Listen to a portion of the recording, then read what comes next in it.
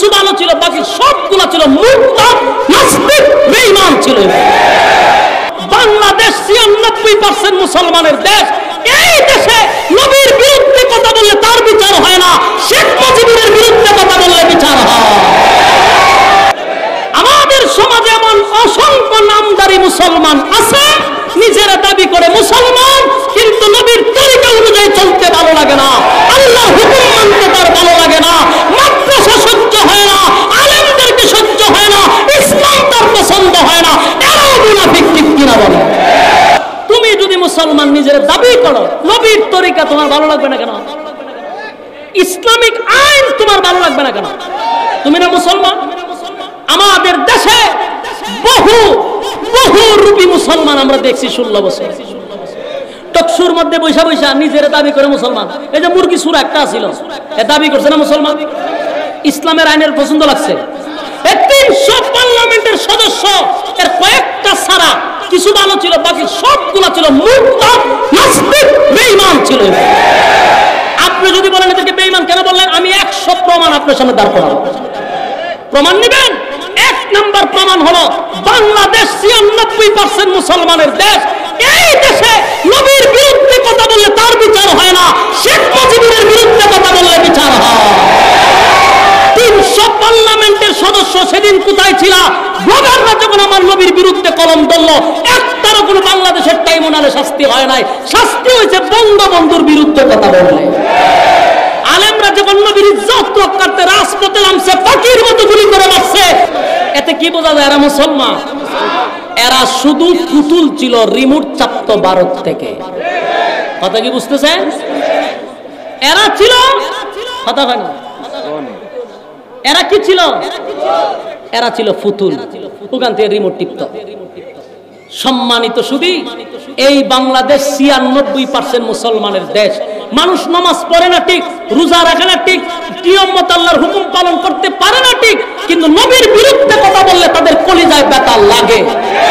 এটা আপনাদের বুঝতে হবে।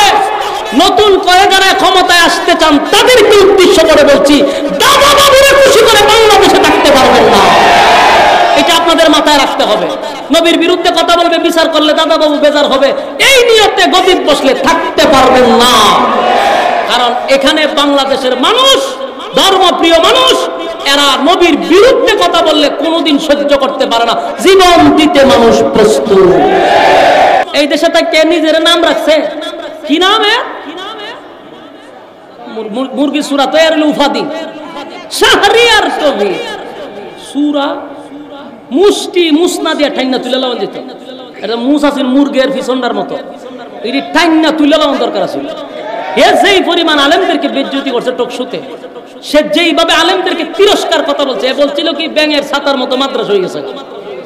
ব্যাঙের ছাতার মতো মাদ্রাসা আছে, তুই কো তোরা তো নাই। মাদ্রাসা থাকবে, আলেমরা থাকবে, এই জমিনের নেতৃত্ব আলেমরাই দিবে।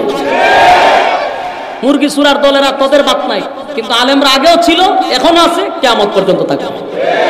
কারণ এদেশের কোন আলেম আজ পর্যন্ত সরকারের একটা টাকাও লুটপাট করে নাই, এদেশের কোন আলেম দুর্নীতি করে নাই, টাকা পাচার করে নাই।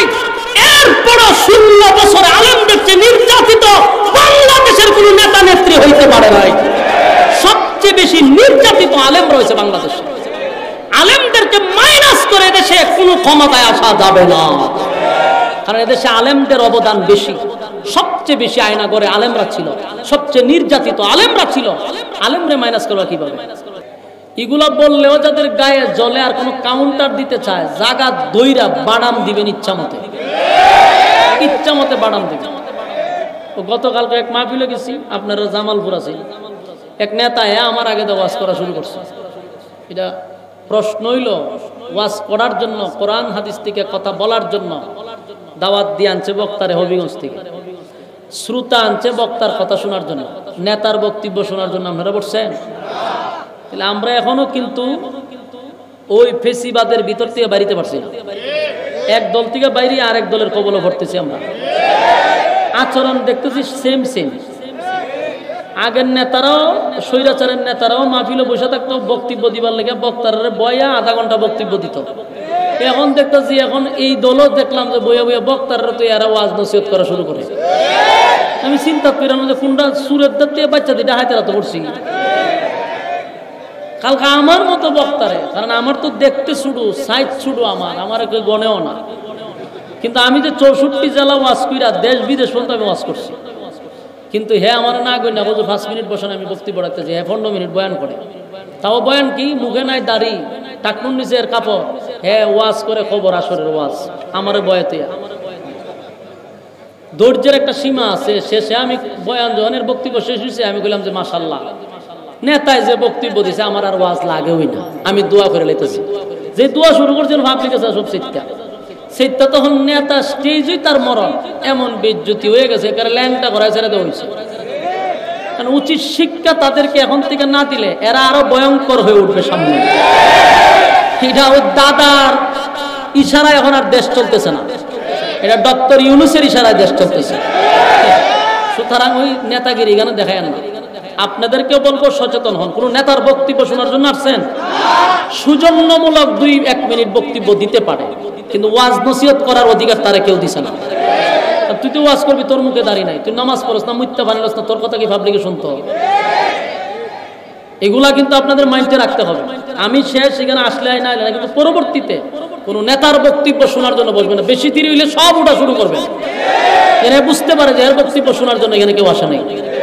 ইয়াদ থাকবে তো।